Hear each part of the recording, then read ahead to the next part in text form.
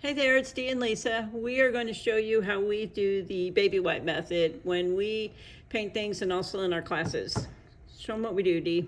This is the paint that we use. It's apple barrel. There we go.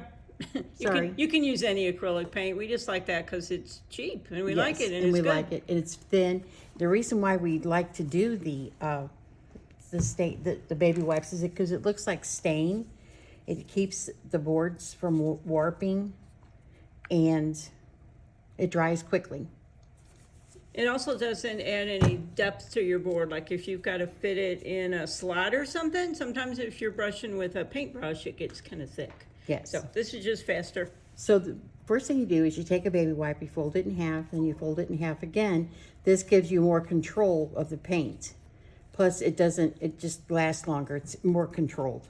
And I even fold it in half one more time, but that's personal preference. I do too, but since I'm doing this big one. Got it.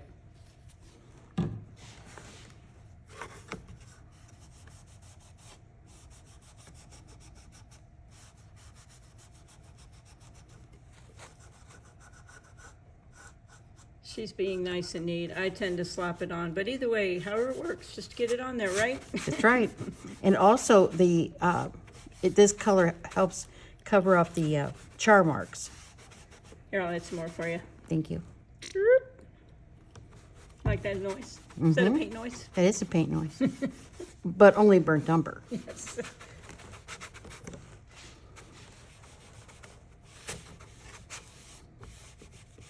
You can put it on thinner or thicker. You can always add to it. Do two coats. Two if you coats, want. Yeah. yes. And sometimes if it's too dark in one space, you can go back and kind of take some of it off, kind of like I'm doing right now. You can add some to where it's light. Just even it out a little bit. And that's dry in like no time. Like I would turn it over and do the other side right away. Yeah. So this happens to be one of the breadboards that goes with the trucks and things. Yeah, go ahead. Why not? It goes with the trucks and the door hanger and all the inserts. And we're going to be doing some videos showing you how to do that and how to glue them and How to paint them. and lots of videos how we do ombre and just all our tips and tricks and secrets. And we just thought we'd start with this one because it's kind of the foundation of everything. The Oops, I basic. kind of handed you that.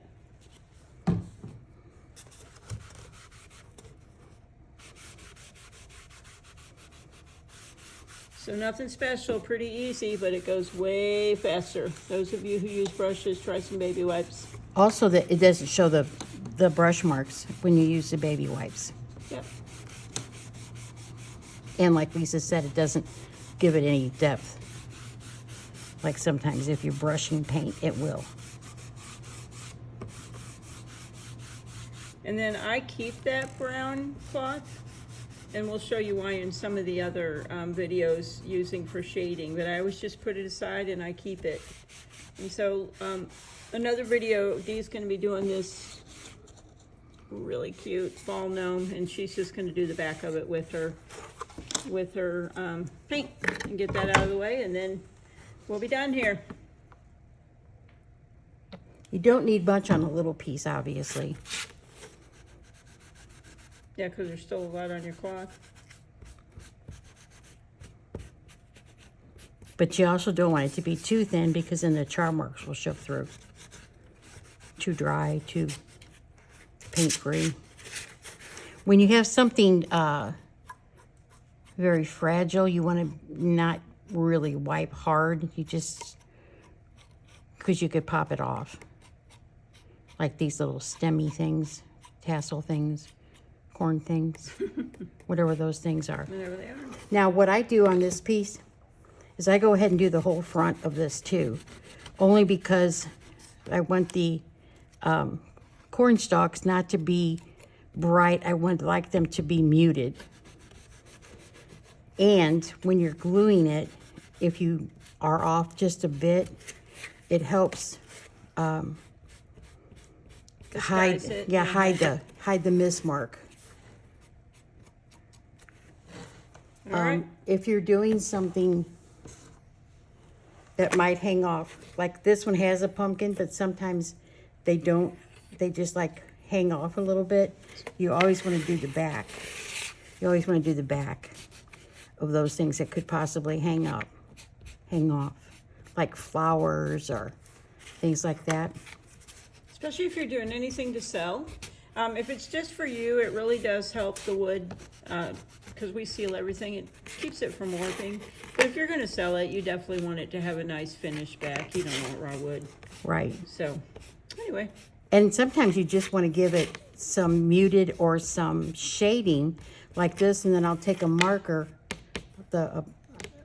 and go over that, and it really makes the letters pop. All right.